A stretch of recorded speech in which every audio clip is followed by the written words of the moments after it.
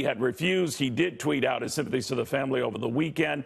Then he had made a big hullabaloo of the fact that briefly the flags over the White House were at half staff, raised to full staff soon afterwards. To former Arizona Republican Governor Jan Brewer, what she makes of this back and forth.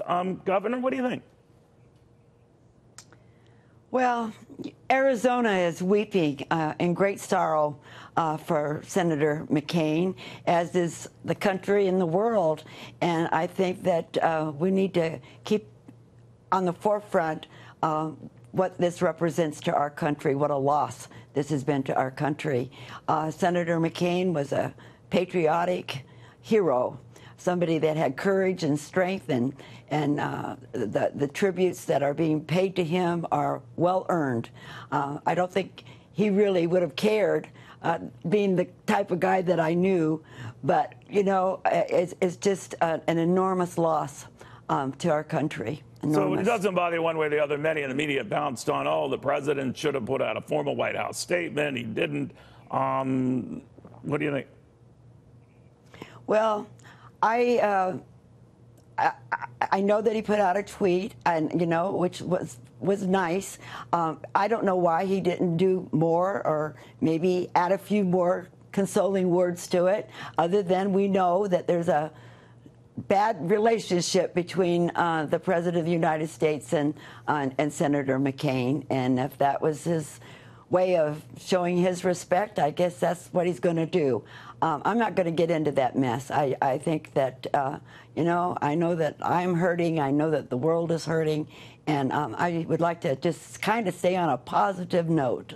Well, it is what it is. To your point, Governor, it doesn't do much good going back and forth on you know, all that. But I do want to get your thought on who replaces the senator. And there's a thought that it could be someone of the making of a Donald Trump or someone like a John McCain. Senator McCain has been mentioned to fill the seat in the interim.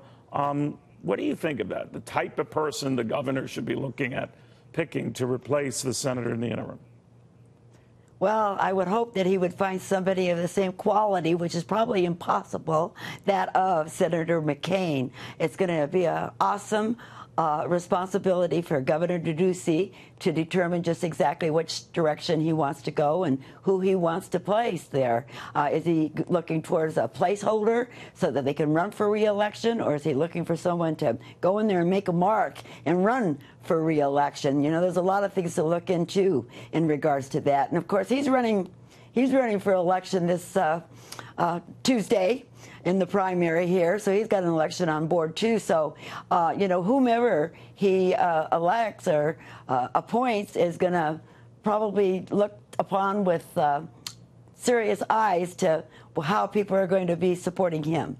Now, I guess Democrats, Governor, as you know, are saying that this should not just be an interim that keeps this seat in Republican control through 2020, but that it should be up for grabs in November, this November. There are a lot of mechanics and Byzantine rules, I guess, in your state as to how that would happen. But what do you think of that? Well, I think it's the right thing. I mean, that's what the law says. You know, that's the way the people of Arizona determined it should be done.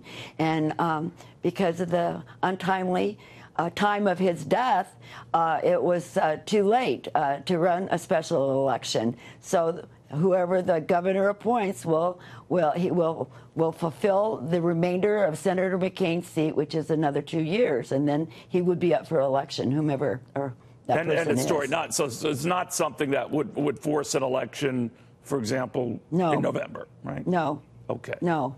Governor, thank you very, very much. I know it a very difficult time for you. I know how close you were to the senator and how highly he spoke of you. So thank you very, very much for taking the time.